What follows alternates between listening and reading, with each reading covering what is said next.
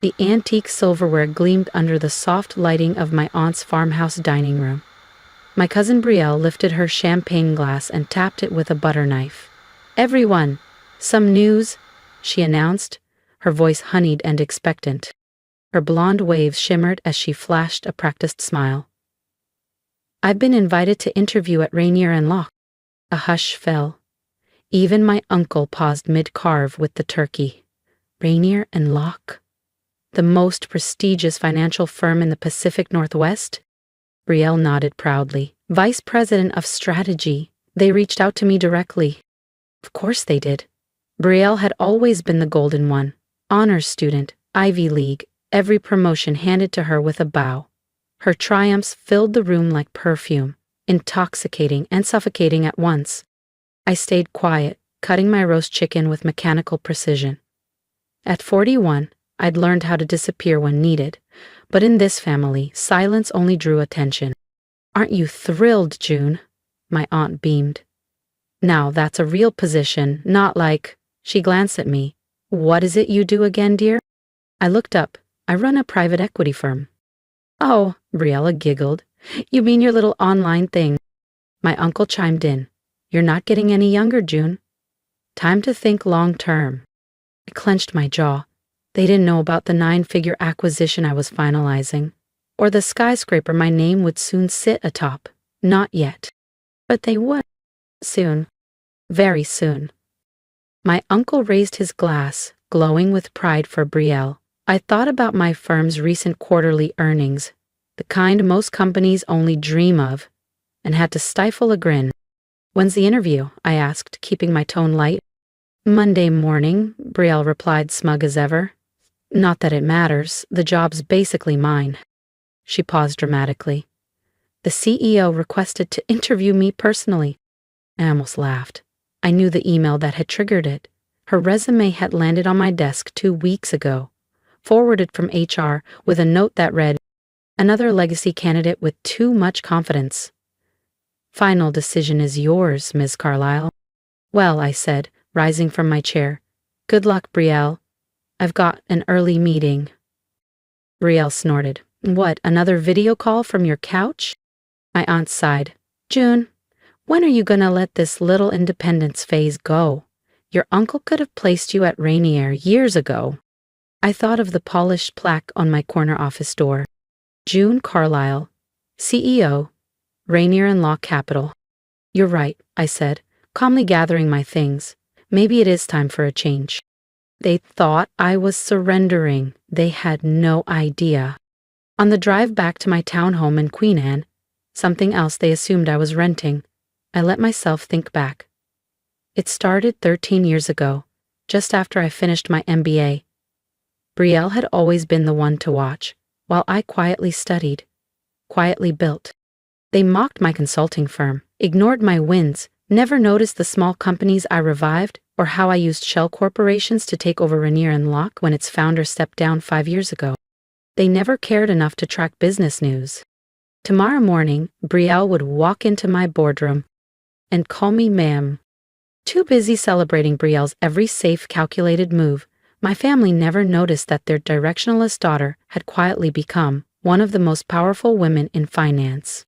As I pulled into the underground garage of my Queen Anne townhome, my phone buzzed. A text from Brielle. "You should stop by Rainier sometime. I'll show you around once they hire me. It's a real firm. You'll be amazed." I laughed softly, gazing up at the lights of my firm's headquarters from my driveway. My corner office, with its 180-degree city view, was the one she'd raved about in her cover letter. Tomorrow was going to be illuminating. Upstairs, I poured tea and pulled out her resume again. It looked solid. Good schools, consistent promotions, glowing references. But I'd done the digging. The real story was in the footnotes. The interns she scapegoated. The reports she rebranded as her own. The trail of shortcuts masked by charm. Brielle had always been a performer. Tomorrow, she'd learn that I read scripts. And write them, too. Another buzz. This time from my aunt. "Sweetheart, I hope you don't feel bad. Brielle's just had more structure. Let us help you find something stable." I let the message sit, unread. In my home office, I scanned the headlines lining the wall. Forbes, Bloomberg, Fast Company. The quiet queen of capital. June Carlisle reshapes the future of finance. They never asked why I changed my last name, or how I bought out their beloved firm without a whisper. I sent one final email before bed. Please schedule Miss Brielle Langston's interview for 9 a.m. clockwise a.m. my office. Let her wait 30 minutes before being called in. A small, theatrical touch. Earned. Tomorrow, my family would finally see who I became when they stopped watching. If you've ever been underestimated by the ones who should have known you best, subscribe to the channel and stay with me, because what happens when Brielle walks into my office next is something you won't want to miss. Through the glass walls of my office, the city skyline shimmered beneath a soft spring haze. My navy blazer was perfectly tailored, my heels echoing with quiet authority across the polished concrete as I stepped out of the elevator. Good morning, Miss Carlisle.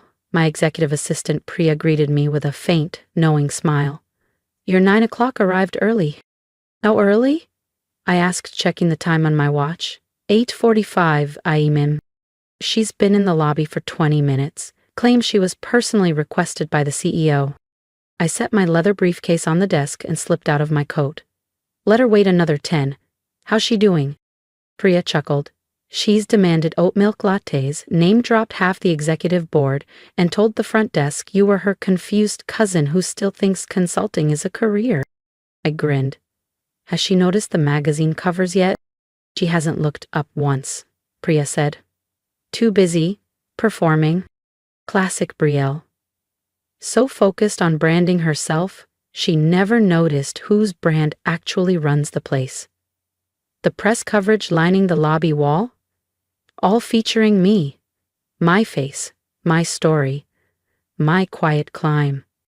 She patted her resume too, Priya added, laying a folder on my desk. I ran a full audit.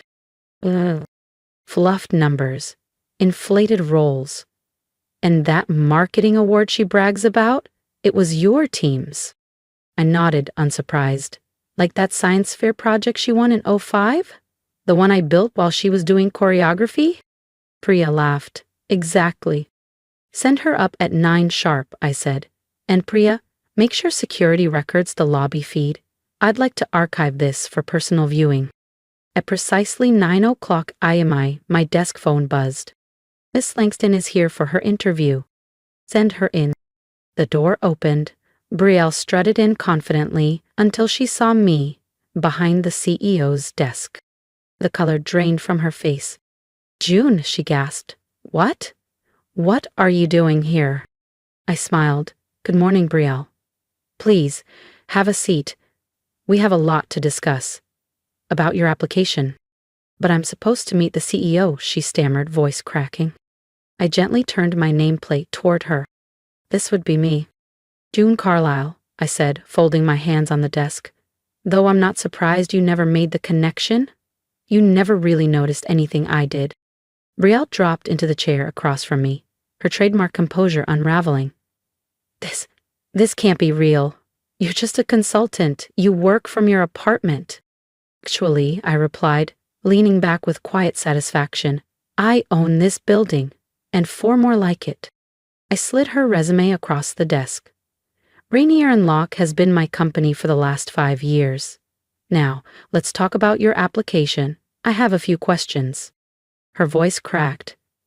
You can't be the CEO. You're nobody. I didn't flinch. That's what you all thought, isn't it? Poor June. Always the afterthought, the backup plan, the girl with a freelance phase. I watched her squirm. Tell me, Brielle, did you ever once ask what kind of consulting I did, what companies I worked with? Or were you too busy listing your own average accomplishments at every dinner table?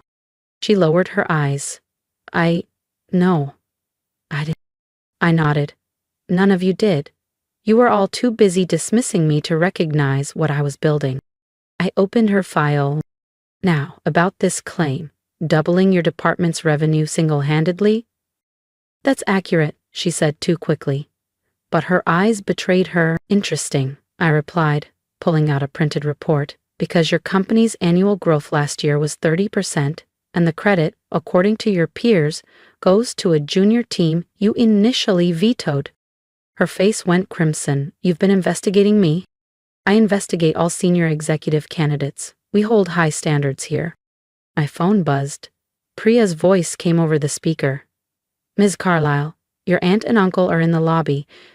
They're demanding to see you. Of course they were. Send them up, I said with a calm smile. Looks like we're due for a proper family meeting. Brielle shifted in her seat. June, look, about last night. About everything I said, Brielle began, her voice thin. Save it, I cut her off, calm but sharp. I'm not interested in apologies born out of panic. You spent years mocking me, brushing off everything I worked for. Now you'll sit and learn exactly who your underachieving cousin really is. The office door burst open.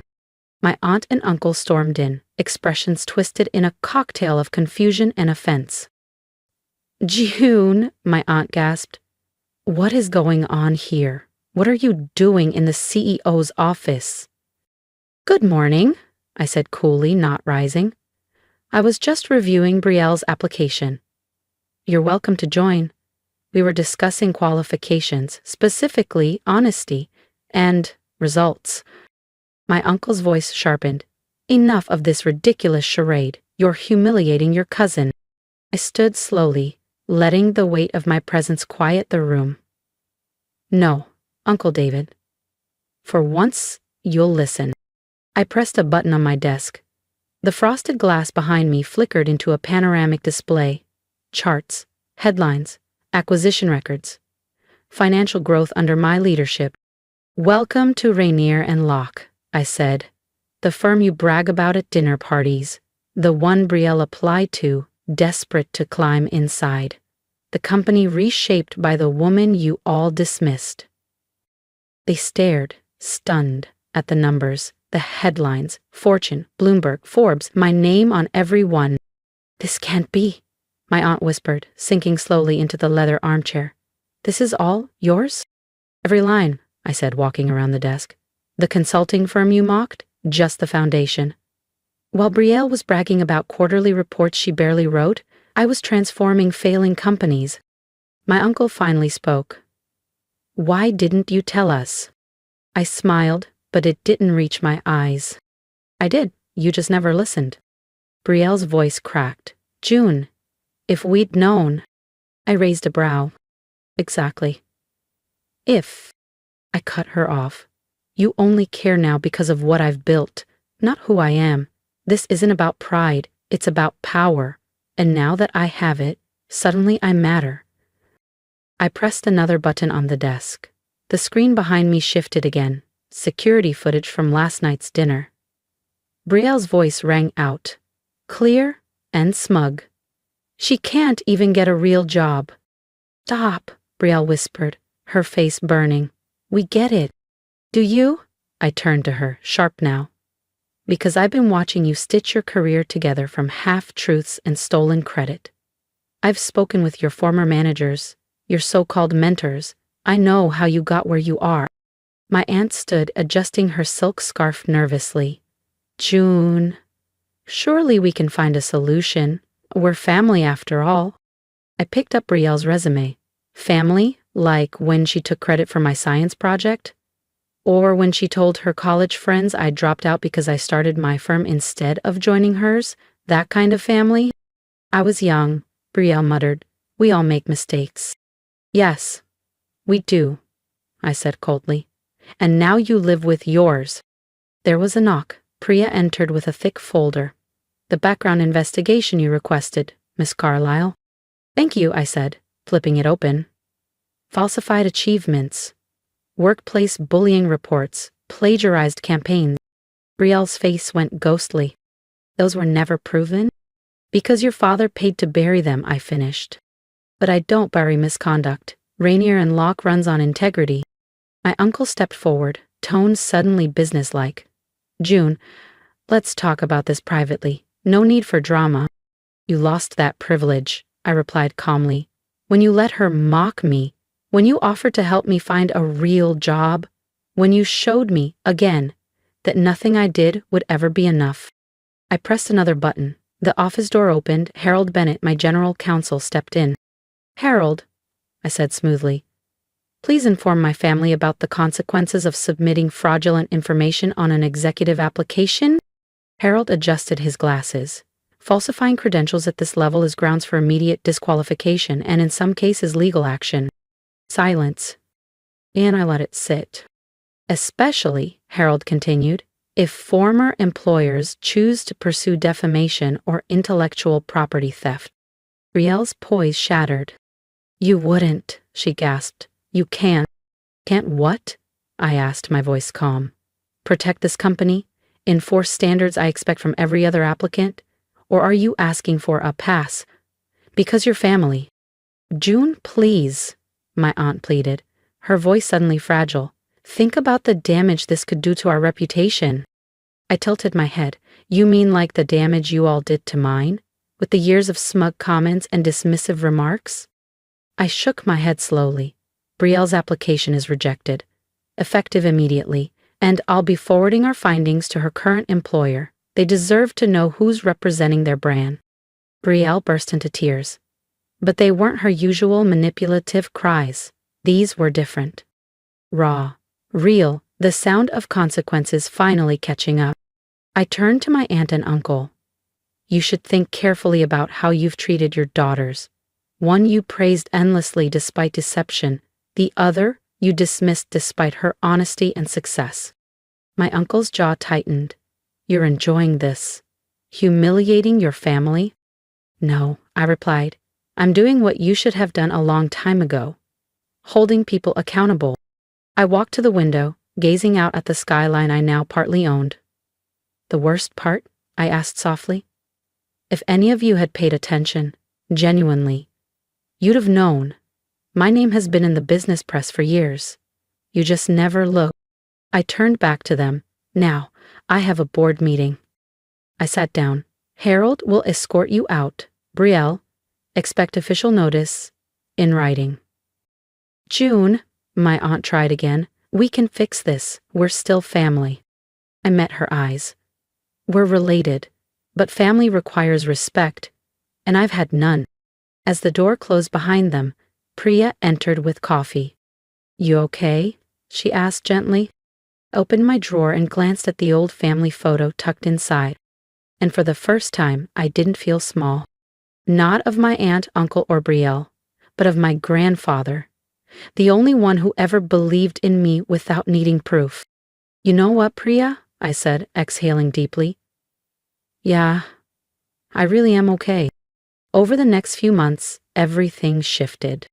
Brielle's employer launched a quiet but thorough investigation into her past work. The result? A resignation that wasn't exactly voluntary. My aunt and uncle stopped showing up in the society pages. Their polished reputation faded, dulled by the uncomfortable truth that they had dismissed the daughter who built an empire while praising the one who borrowed legacies. I stayed focused, grew Rainier and Locke, led new acquisitions, mentored startups. The story eventually got out. The anonymous CEO who built an empire under the radar while her own family called her a failure. It sparked headlines, podcasts, conference invites. 6 months later, I received a letter from Brielle, not an email, a real handwritten apology. She'd taken an entry-level job, her first without family favors. She finally understood what real work looked like. My aunt's letter came months after. Humbled, hesitant, asking for the chance to know me, not the version they had imagined, but the woman I had become. I keep both letters in my desk, beside my grandfather's photo, not out of sentiment, but as a reminder. Success isn't about proving others wrong. It's about proving yourself right. 1 year later, I was in my office, reviewing quarterly growth reports, when Priya walked in with the newest issue of Forbes. June Carlisle, The Power of Quiet Success. No mention of family drama, no headlines about betrayal. It's the story of what we'd built, the industry we were changing. Because real success doesn't shout, it simply endures.